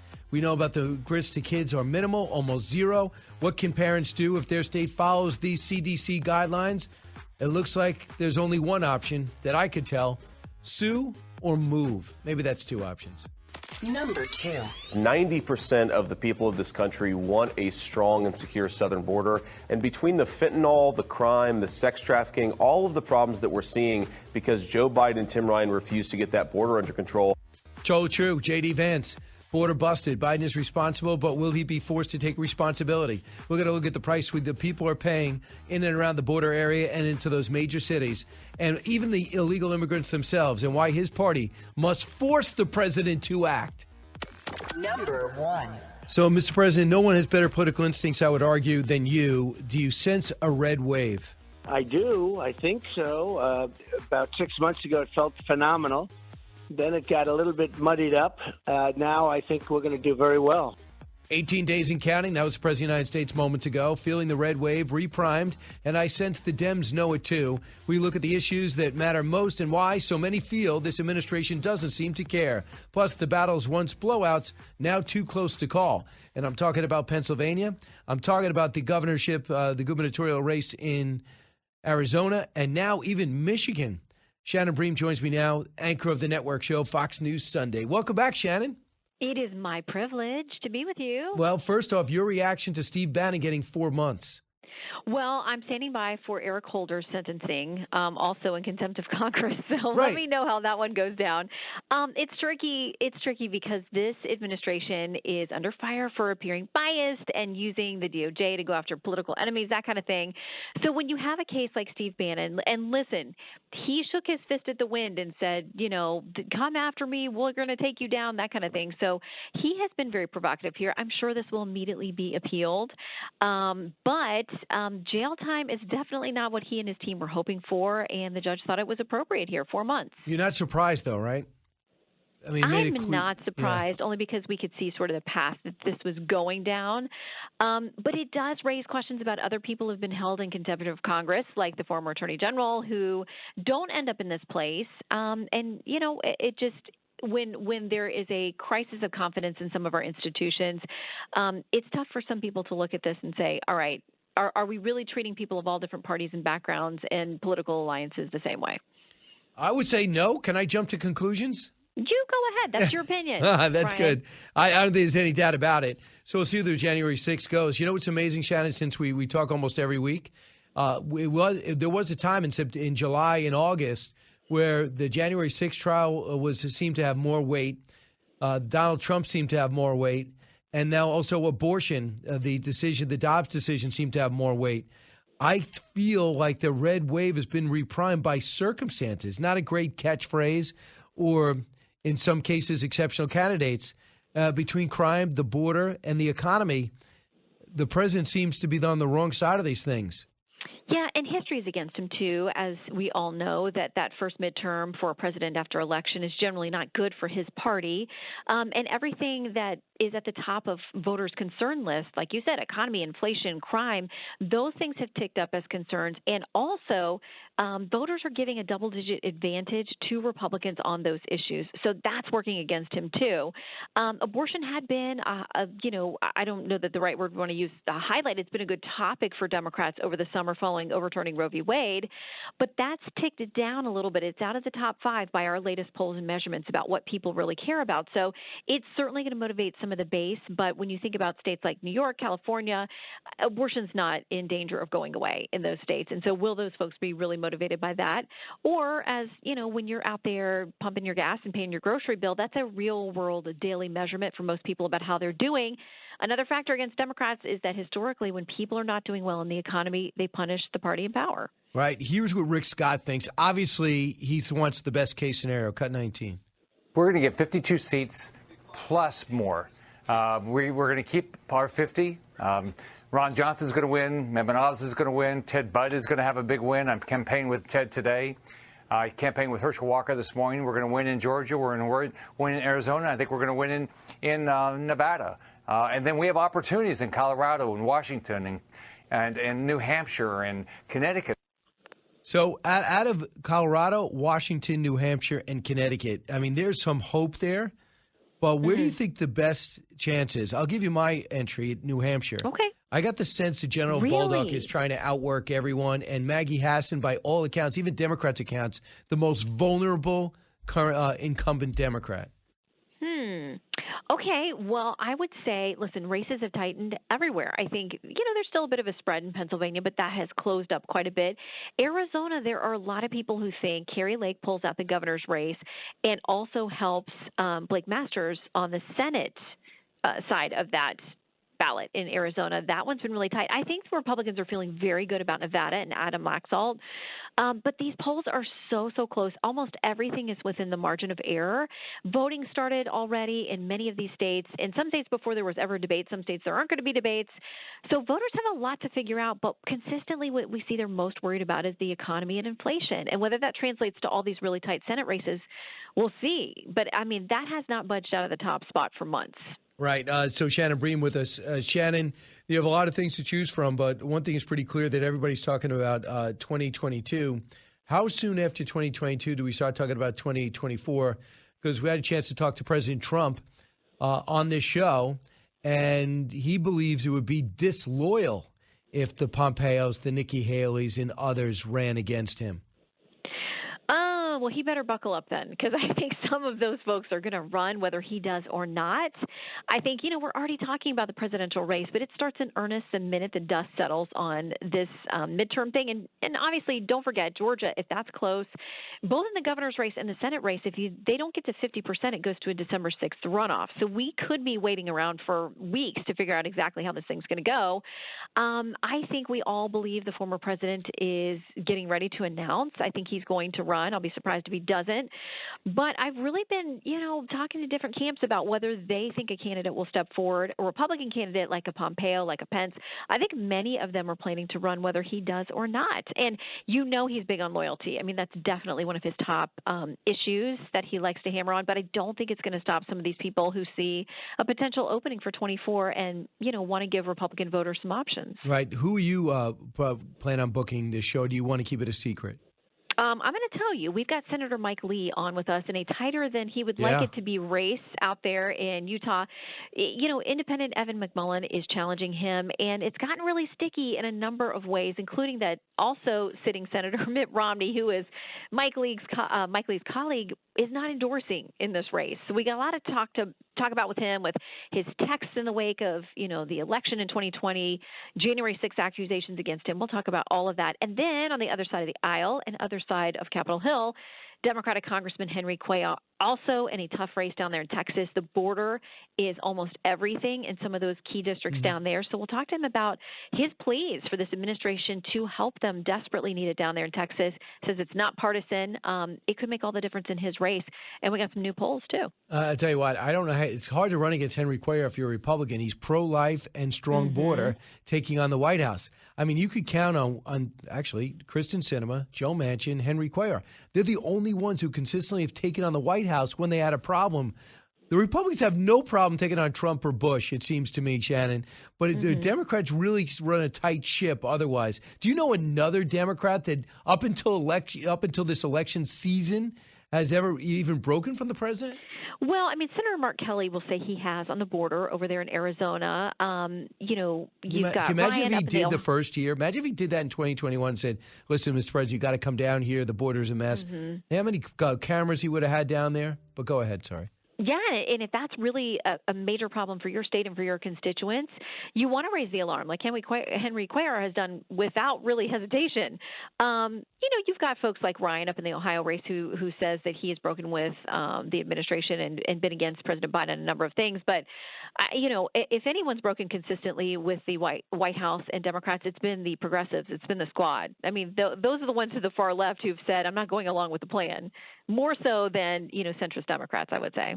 Yeah, well, I think there's it makes it more interesting. It also gets a lot of Republicans on other channels where they're, as soon as if you're an Adam Kinzinger or Liz Cheney, you become a rock star over there, and we'll see what happens. We know that Adam Kinzinger is out there with Evan McMullen, campaigning with him, and Mitt Romney sitting on the side. I find fascinating until I found out that Mike Lee didn't endorse him. So maybe it's a little bit of payback down the line. I guess we'll have to see. Shannon, I look forward to talking to you again.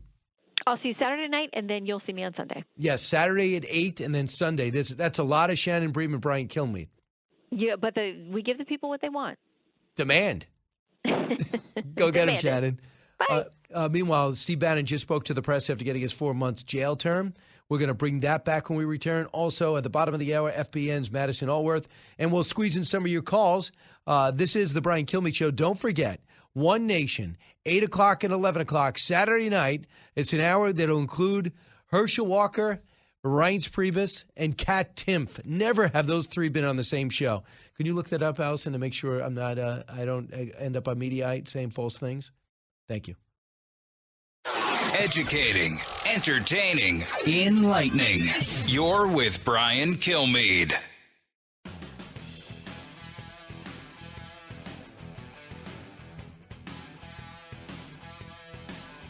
If you're interested in it, Brian's talking about it. You're with Brian Kilmeade. I want to say one thing. I respect the judge. The sentence he came down with today is his decision. I fully respect. I've been totally respectful of this entire process on the legal side.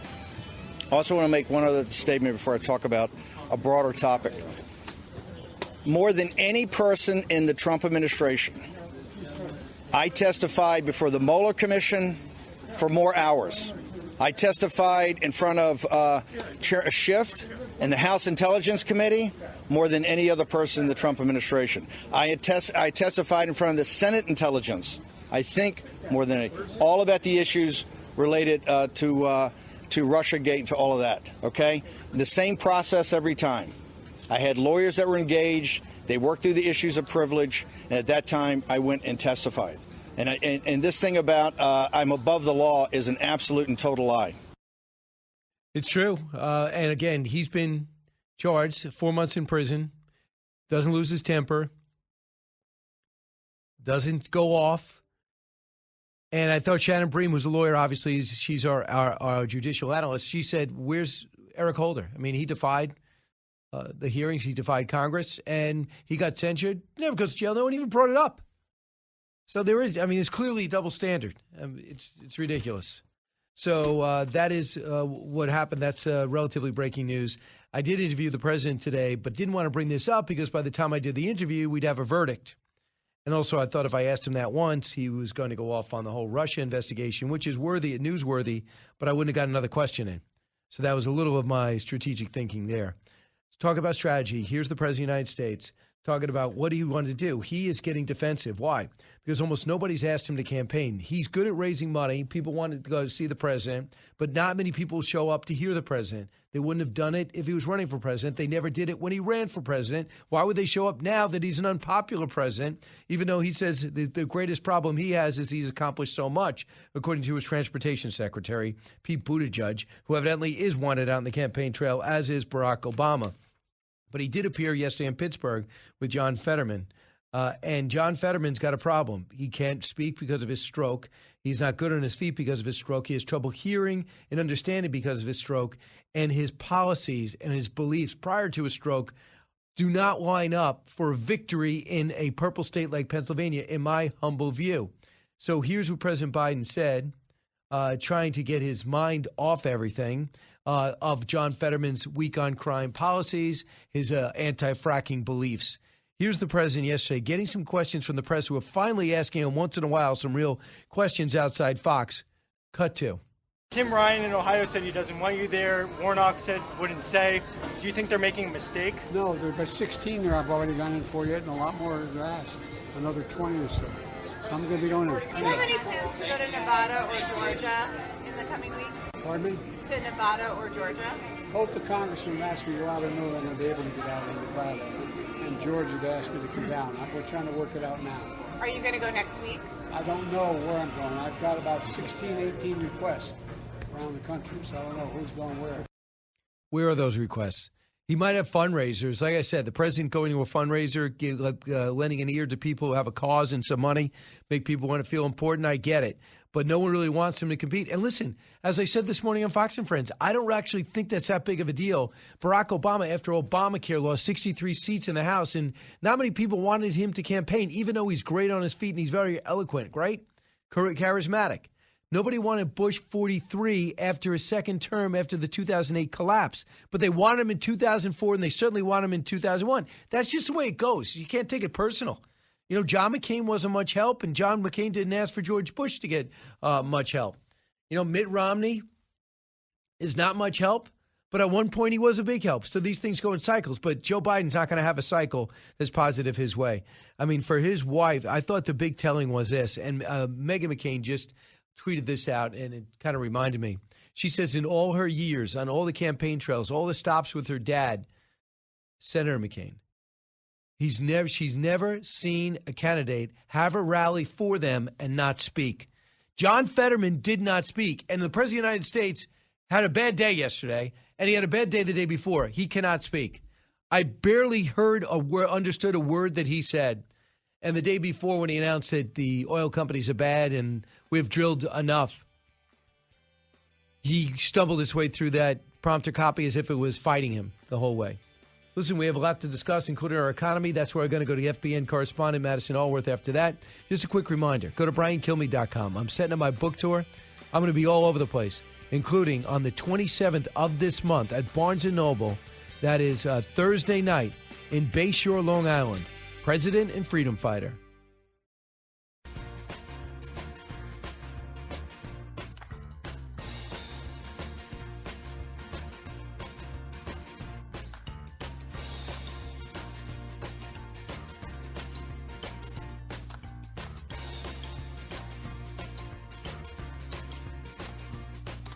Radio that makes you think. This is the Brian Kilmeade Show. I think you have to expect that there's more volatility on the horizon. Now, that doesn't mean for sure that we have a really difficult economic scenario, but in the distribution of outcomes, there's a good chance we could have a recession. You can't talk about the economy without talking about the stuff in the future. And this is serious stuff. These are very, very serious things, which I think are likely to push the U.S. And the world. I mean, Europe is already in a recession, and they're likely to put U.S. in some kind of recession 6-9 months from now. We will have a recession. I think it will be a relatively mild recession, sort of, but I'm just guessing here. This is total speculation. But I would guess it's a mild recession for, 18 months or something like that.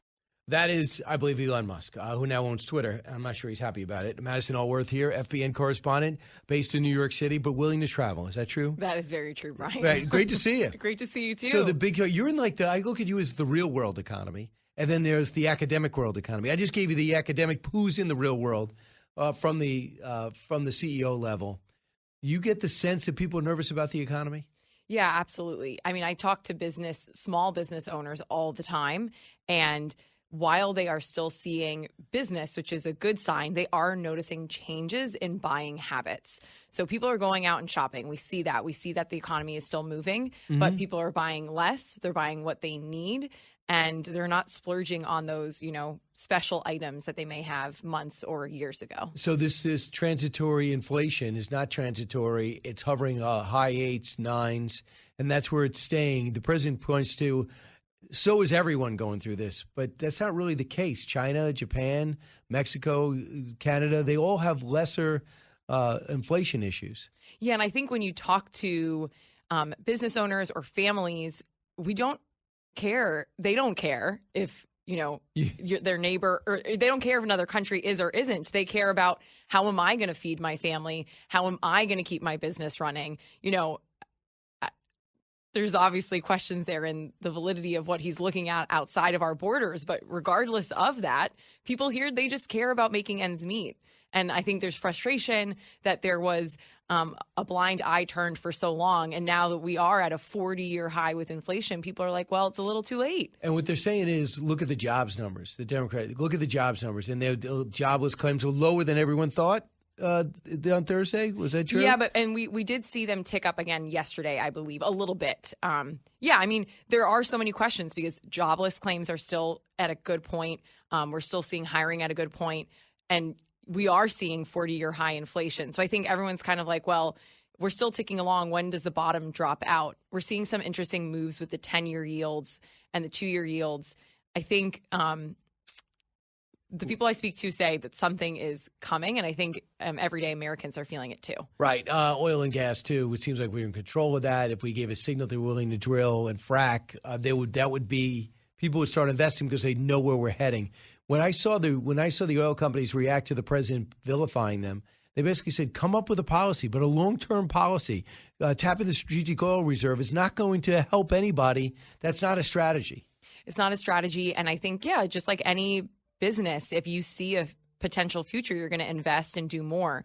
There's a lot of concerns around that. And I'm concerned looking ahead to the winter. We've seen a cold snap come across most of the U.S., heating prices for families that are filling up with home heating oil or, whatever they do, it's going to be more expensive this year than ever. And that's just another expense on top of everything else they're dealing with. Absolutely. So let's talk about something else that everybody's talking about: electric cars. We want everyone to buy electric cars.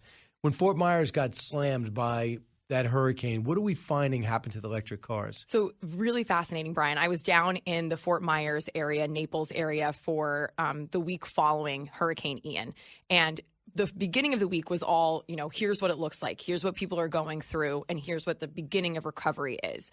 Then we stumbled upon this story because Petronas, who is the CFO of Florida, as well as the chief fire marshal, he was touring Naples with the fire department when they got a call of a Tesla on fire. They went to the scene. Normally, a car fire can be put out in an hour. This car took 6 hours to put out. Get out of here. 6 and how hours. many men had to do that? It was an entire truck that was constantly working on the car. And what I was able to meet then with the fire department, that was fascinating. They said prior to the hurricane, they had 0 electric vehicle fires that were not from a crash, right? If you have a crash, just like a gas vehicle, you might have a fire. But these were cars that were just sitting alone because they had been exposed to salt water for an extended period of time. The batteries had been corroded, and then those fires start. And because of where the battery is located, how big it is, and where it is under the car, they said it's near impossible to put out. 6 hours, that's 6 times. And in some cases, the fires are so bad and uncontrollable that if it's in a controlled area, they will just let the entire vehicle burn to the ground because that is easier than trying to put out a fire. Was this something not widely known until this hurricane? So Petronas seemed to believe, their department had reached out to the different major electric vehicle makers. When I spoke to the fire department, they said we had some awareness that when a battery is compromised, you do have the fear of these fires. But no one had seen widespread compromised batteries because of a natural disaster like this.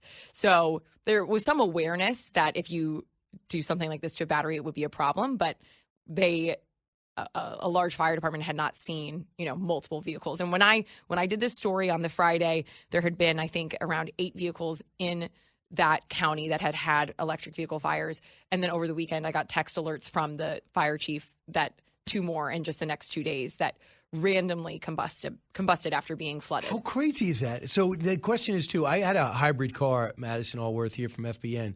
And the one thing they said, I love the car. And I said, hey, what happens if the battery goes down? They go, yeah, we don't know. And we don't even know how long it would take. They say, we think it's going to be 8 years. I go, really? 8 years? It was an SUV. And I go, 8 years? It's supposed to last. I go, what if it doesn't? He goes, well, we cover for 2. So I'm thinking to myself, that sucks. But the car ended up being great, and it didn't catch on. Nobody wanted the hybrid car. That was 2008. So now I think people would buy it. Just show me that it's practical. Show me that I'm not going to be sitting in the middle of nowhere with chargers. Or I pick up my phone. My phone does not hold charges like it used to. I'm sure yours doesn't. What about a car a year in? You go to charge it. Now it's not holding charges like it used to. How do you judge how much you have left? There's so many questions. There are so many questions. And it is a newer technology, which is why when you have a storm like Ian, you learn things, right? There's been many hurricanes. We've seen cars flooded out. The story that I did prior to the EV fires was how to avoid cars damaged by water in the resale market, because a lot of times these fuel cars and electric, wind up actually in other states because they're supposed to be compounded in Florida in this example, and scammers will lift them out to other states quickly where they don't legally have to register them. So it's known that after a storm, cars have issues. Because electric and hybrids are newer to our market, it's not as known, and we're still learning things. And there are questions around the safety of the battery, the lifetime of the battery, all of these things. So Madison covers various shows. How many stories will you cover a week? I sometimes cover 5. I'll do like 1 a day. Do you have will they give you a story and you go, no, I'm not doing that. I'm going to do another. And go up to somebody else and take their story? Do you have that much power? I don't really take other people's stories, I would say. I mean, at Fox Business, the good thing is there are storylines, and people, multiple reporters will work on a storyline because it's always developing. So you have a sense of team.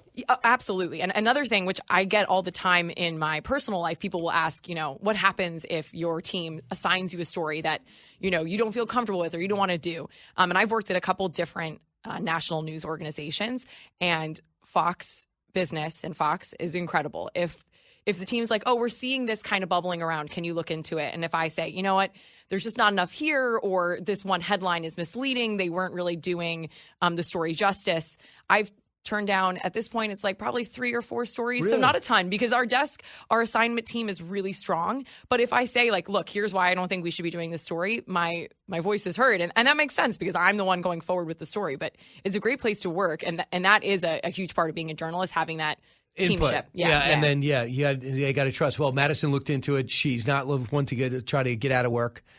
She actually wants to work. So I also think the reporting is so underappreciated and so much harder than anchoring. You go out in the field, you shoot all day for 4 minutes, you explain front and back. You got to be flexible on your hit times, and you got to be creative out in the field. I want to talk about a few of the stories that you covered. Number one, we don't hear enough about the baby formula. Yes. And where are we at with that? Because people are talking about the illegal immigrants. This is what I thought about. The illegal immigrants, evidently, they just gave them pizza and sandwiches, and some of them had babies. So I'm pretty sure they don't eat pizza, no teeth. So what are they doing for formula? Right. I mean, that was something that came up when we were at the height of this stocking shortage earlier this summer. Because the sad thing is, a human life is a human life. We shouldn't really be in a position where we should be short of life-saving, life-necessary food for our most vulnerable population, which is children. But the sad reality is we had these issues. There was the Abbott plant shut down, and it created this incredible backlog of demand for, again, if you have kids and if your children need formula, it's not like, oh, tonight I'm going to have salad or tomorrow I'll have pizza. You have to have baby formula or breast milk. It needs to be there. And so there were concerns, rightfully so, from families saying, I can't get access, and yet maybe it's being sent somewhere else.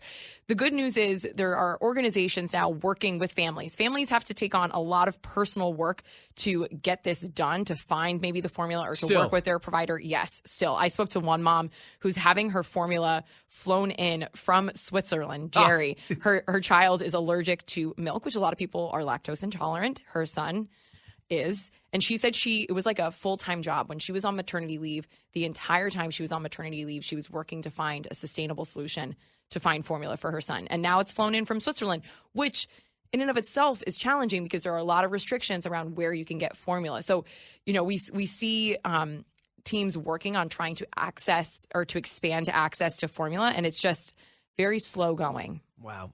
Madison, thanks so much for joining me. What are you doing today? Today, I am talking about the new lawsuit that was filed by the chess grandmaster.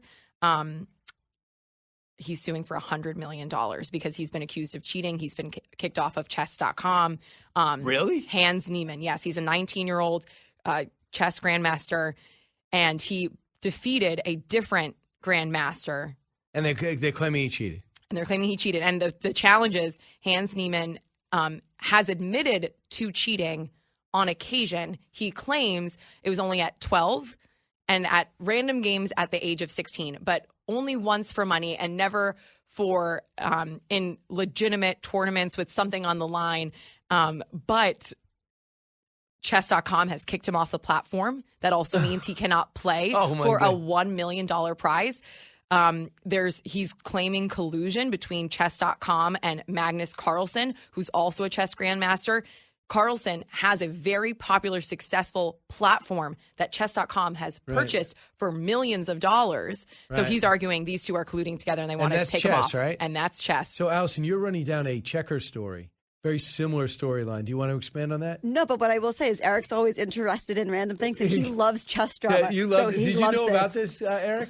Oh, yeah. I've been following it since the beginning. It's so great. He loves space and chess. I mean, I don't think that's random. That sounds like pretty nerdy things. I'm sensing a pattern, but... Wait a second. How dare you talk about Eric nerdy like is that? Great. I like nerdy. That's not a bad thing. This is fascinating drama. How about bright and intellectual? Yes, or bright and intellectual. You're right. That's what I should have said. No, but yeah, I mean, he's a deep thinker. He also likes war. You like war too, Eric, right? I mean, you don't like war. Yeah, you fascinated don't like war. by, interested in studying. Yeah, you're not pro-war. When strategy war and happens, tactics. Thank sure. you. Yeah. Right, and chess and war, both strategy and space. There is strategy to space. There are a lot of competing factors, private, public. Eric and his attitude of ruining the show. Let's be honest. I mean, we're just trying to do through a myriad of topics. So I did not know that you were diving into this, but now you're head. Yeah, I don't want to name drop, but I had Gary Kasparov on last Saturday. Look at that. You're right. You could bring him into this. Maybe he should know. I would love that. Right. I'm trying to get right in. This is what's fun about my job. Every day is different. And as an anchor, I know you drew the comparison. I mean, as an anchor, you need to know a lot about everything because every reporter is coming to you, which is incredibly difficult because I find in my job every day I need to be one day a baby formula expert, the next day a chess cheating expert, the next day talking about inflation and butter prices, and I'm in the back end of a bakery looking at bread when I've never baked a loaf of bread in my life. But every day is different and exciting. So, Madison, when you're not working, every time someone brings up a subject, like you know a little bit about everything, you're probably the most interesting person in the world to vacation with. Thank you. And go out to dinner with. Am I correct? I do think I'm a good dinner guest, yeah. Yes. And I don't have any plans tonight. So. Right, that'll be good. So, call Madison. Yeah, great. Do you have go ahead, give your number. No, so, Madison, I'm just saying that it's sometimes people bring up things they just don't know what you're talking about. You probably have never said that. I don't know what you're talking about. I mean, I've definitely said that. I'm not afraid to admit when I don't know what's going on. But I will say that in most circumstances, I can either give some info on what's going on or I have a story related to whatever we're talking about. That is pretty cool. I just want to know enough to ask a question. That's really, you know that's enough impressive. to deliver the story and be the expert. Yeah. Madison, thanks so much for joining us. Brian, I love being on with you. Thank you. That's great. And so now you have free this weekend? No, I'm going on a bachelorette trip. No, but I'm saying no work.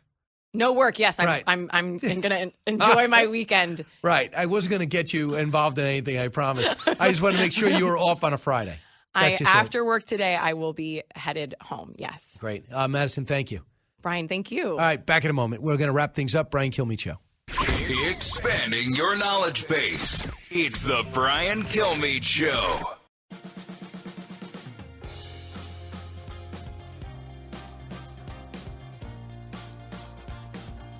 Breaking news, unique opinions. Hear it all on the Brian Kilmeade Show. Earlier this week, I made a statement about playing football and the military, and it was a very poor choice of words. I just want to express that to any sentiments out there that people may have taken it in a certain way, so I apologize. What did you mean by that comment? Just the fact that football players, they have to make a lot of sacrifices in season? To be honest, I don't really want to expand on it too much because I don't feel like... wanted to give you that opportunity. Thank you. I appreciate it. I have a tremendous amount of gratitude for everyone who served, and, in the end, we play a game. And the military is defending our country as two very different things, and I shouldn't have made the comparison. Listen, I don't consider that a big deal, but I knew the minute I heard it, you knew the blowback was going to take place because the military is one thing, you're in war, but he is away from his family for a long period of time, and then you get obsessed with detail, and that's what he was referring to. He did it on the Let's Go podcast with Kevin Durant and Jim Gray. So he had, by the way, the week before, he had Aaron Judge on. It's a pretty good podcast. It's a pretty good booker. Yeah, that's a great booker. It's called Tom Brady Wants You On. That's pretty much that's your booker. I just think that he's having a rough time right now. I think his team is 3-3. They don't have the talent they had. He's missing about 2 or 3 offensive linemen. He was away on Saturday at Robert Kraft's wedding, the day before a game. I mean, that to me is crazy. And he did miss most of training camp. But when I see him play, this is the crazy thing. I have to sit down and read that book because he does not look like a 45-year-old guy. I mean, not close. I would expect Michael Jordan, some elite talent, but even Michael Jordan at 38, dramatically different than Michael Jordan at 32. This guy at 45 looks the same, and he's still completing great passes. How do you make sense of that from somebody who really doesn't know football? I know he eats very clean and takes care of himself. That's and all good I need. genes. See, you helped. You should believe in yourself. You helped the sports story, Allison. Hey, watch One Nation this weekend, Saturday at 8 and 11.